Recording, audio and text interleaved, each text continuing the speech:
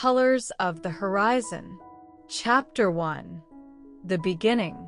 Emery didn't expect much when they moved to Cedar Grove, a sleepy town nestled between endless fields and forests. It was a world away from the bustling city they left behind, a world that, to Emery, always felt like it didn't quite have a place for them.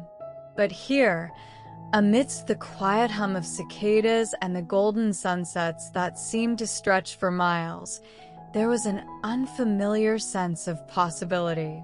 The town was small, but Emery knew there was something more to it, something waiting just beyond the horizon. On their first day at Cedar Grove High, Emery walked through the old, creaky doors with their heart racing. Starting over was never easy, but Emery had done it enough times to know the drill. They kept their head low, stuck to the back of the classroom, and tried not to draw attention to the fact that they didn't quite fit into any of the neat little boxes people seemed to expect. That was until Emery met Claire. Chapter 2. A Meeting in the Art Room. Claire was everything Emery wasn't. Bold, confident, and unapologetically herself. She had fiery red hair and wore clothes that didn't just break fashion rules, they invented new ones. Emery noticed her the moment they walked into the art room, where she was painting a mural on the far wall, splashes of bright colors spreading across the canvas like a rebellious sunset. "New kid, huh?" Claire called over without looking up, her voice casual, but with a hint of curiosity. Emery nodded, awkwardly holding onto the strap of their backpack. "Yeah, first day." Claire turned around, her eyes sizing Emery up, a smirk playing on her lips. "Well, you picked the right place to hide out. Mr. Jensen doesn't mind if you're a little late, as long as you help with the paint." Emery didn't know what it was about Claire. Maybe it was her carefree attitude or the way she seemed to not care about fitting in, but something drew them to her. Before they knew it, Emery was holding a paintbrush and working alongside Claire, feeling oddly at ease for the first time in days. "So, what's your story?"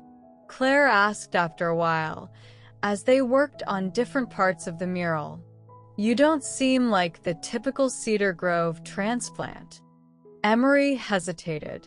Their story wasn't one they liked to tell, at least not yet. But something about Claire made them feel like they didn't have to hide. "I'm just trying to figure things out," Emery said softly. "I don't really fit into a lot of places." Claire glanced at them, her eyes softening. "Yeah, well, fitting in is overrated. Besides, who says you need to?" Chapter 3. The Friend Group. Over the next few weeks, Emery found themselves spending more and more time with Claire and her small group of friends. There was Jackson, a shy, bookish boy who always had his nose in a novel, and Sloane, a non-binary skater with a wicked sense of humor and a talent for fixing up old bikes. They called themselves the Outliers, a group that didn't quite fit into the usual high school cliques, but who had found each other in the spaces between. Claire's house became their sanctuary, a place where Emery felt safe to be who they were, without the pressure of labels or expectations. It wasn't that Cedar Grove was an unwelcoming place. Most people were kind enough, but in a small town like this, being different often meant feeling invisible or misunderstood. With Claire, Jackson, and Sloane, Emery didn't feel like they had to explain themselves. They could just exist. One evening, as the four of them sat around a bonfire in Claire's backyard, Sloane asked the question that had been quietly simmering beneath the surface for a while. "So, Emery," Sloane said, flicking their lighter as the fire crackled, "what's your deal? Like, who are you really? The question hung in the air, not accusatory, but with genuine curiosity. Emery stared at the flames, feeling the warmth on their skin. It was a question they'd asked themselves so many times, but had never been sure how to answer. I don't know, Emery admitted. I guess I'm still figuring that out. Claire, sitting next to them, nudged Emery with her elbow. That's okay. No rush. None of us here are exactly figured out either. Jackson, quiet as ever, nodded in agreement. Yeah. We all have our own timelines. Chapter 4: Growing Connections. As time passed, Emery's connection with Claire grew stronger. They spent hours together after school, sometimes talking about deep, personal things, and other times just sitting in comfortable silence, painting or sketching. Claire had a way of making Emery feel seen in a way that no one else had before. Emery admired Claire's bravery, how she wore her identity on her sleeve, never afraid to challenge the world around her. One afternoon, as they sat by the lake that bordered the town, Emery finally worked up the courage to talk about something that had been weighing on their mind. Do you ever feel like you're supposed to be someone else? Emery asked, staring out at the water. Claire glanced at them, her expression softening. All the time, but not supposed to be. I think we're allowed to just be whoever we are whenever we figure that out. Emery sighed. I've always felt like I don't fit into any of the labels. Like, I don't know if I'm a boy, a girl, or somewhere in between. I just feel like me. Claire smiled, her eyes bright. That's the beauty of it, Emery. You don't have to pick a label. You can just be you. Chapter 5: First Love.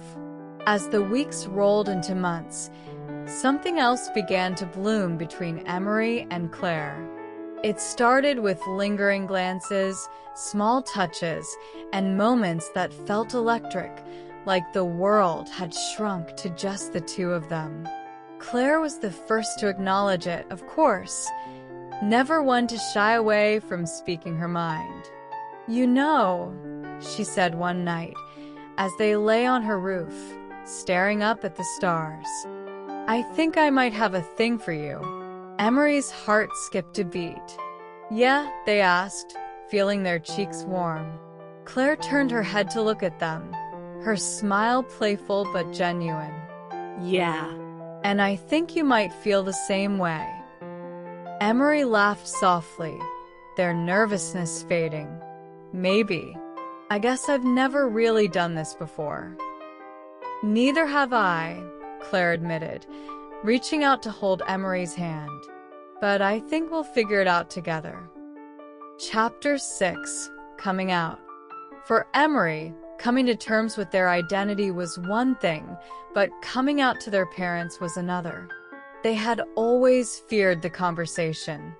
What if they didn't understand? What if they didn't accept them? But with Claire by their side, Emery felt ready. The conversation wasn't easy, but it wasn't as bad as Emery had feared. Their parents didn't fully understand, but they listened, and in the end, they told Emery that they loved them, no matter what. It wasn't perfect, but it was a start. And for the first time in their life, Emery felt like they could breathe. Chapter 7: The Future Ahead. As senior year came to a close, the future stretched out before Emery like the horizon at sunset, full of unknowns, but also full of possibility. Claire had plans to attend an art school in the city, while Emery was still figuring out their next step. But they knew one thing for sure: they didn't have to do it alone. Standing together on graduation day, Claire looked over at Emery, her eyes full of hope. So, what's next? Emery smiled, feeling the warmth of the sun on their skin and the promise of the future ahead, whatever we want it to be.